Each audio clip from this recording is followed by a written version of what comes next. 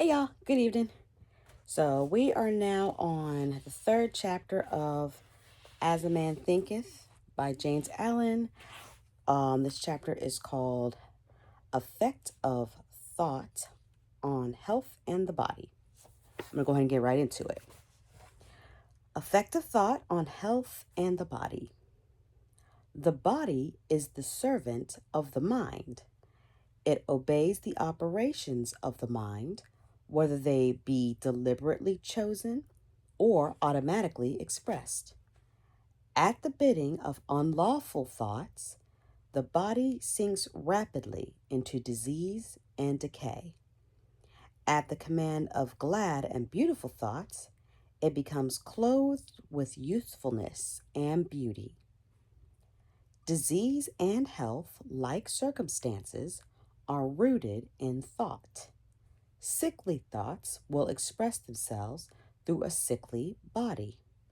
Thoughts of fear have been known to kill a man as speedily as a bullet, and they are continually killing thousands of people just as surely, though less rapidly.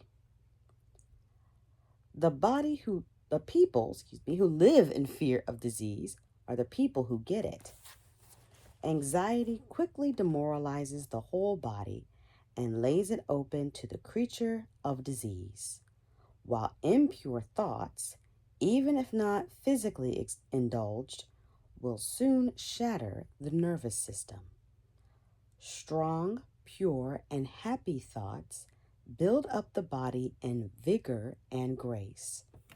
The body is a delicate and plastic instrument which responds readily to the thoughts by which it is impressed, and habits of thought will produce their own effects, good or bad, upon it. Men will continue to have impure and poisoned blood so long as they propagate unclean thoughts. Out of a clean heart comes a clean life and a clean body. Out of a defiled mind proceeds a defiled life and a corrupt body. Thought is the fount of action, life, and manifestation. Make the fountain pure, and all will be pure. Change of diet will not help a man who will not change his thoughts. When a man makes his thoughts pure, he no longer desires impure food. Clean thoughts make clean habits. The so-called saint who does not wash his body is not a saint.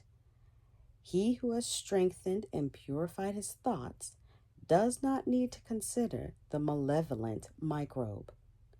If you would perfect your body, guard your mind. If you would renew your body, beautify your mind. Thoughts of malice, envy, disappointment, despondency rob the body of its health and grace. A sour face does not come by chance. It is made by sour thoughts.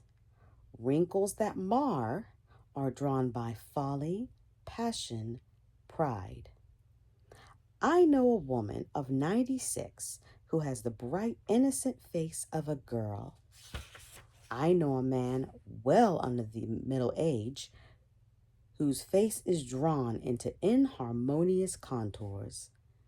The one is the result of a sweet and sunny disposition. The other is the outcome of passion and discontent. As you cannot have a sweet and wholesome abode unless you admit the air and sunshine freely into your rooms, so a strong body and a bright, happy, or serene countenance can only result from the free admittance into the mind of thoughts of joy and goodwill and serenity.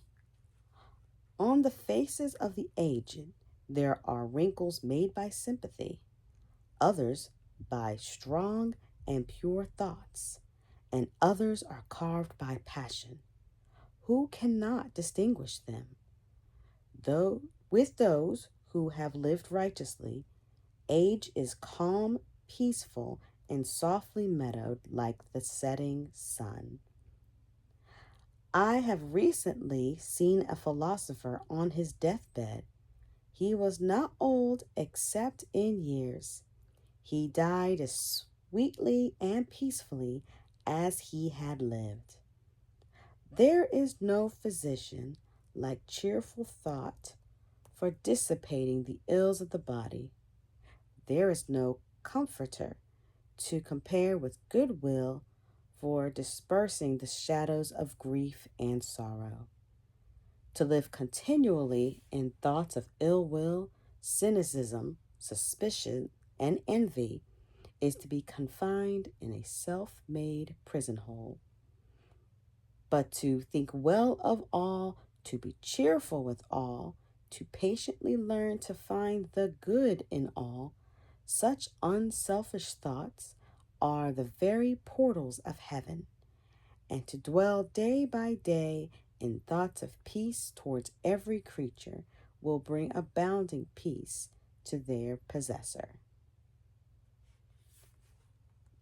That's the end of our chapter tonight. That's interesting how there's so much that we're told to do to get our bodies right, to lose weight or get rid of disease or prevent disease. And sometimes it starts in your inner world before you can do anything in the outer world. You have to that's how I am interpreting it, is you really do have to believe that you can have that and achieve that healthy body. But it starts with a healthy mind. It starts with getting out disbelief, envy, despondency, all the negative things he says, and replace them accordingly. If you got anything different from that, feel free to add it in the comments or add anything else you have. That's our chapter for the night. Tell me what you thought about it. Like and subscribe. Thank you. Have a great day or night.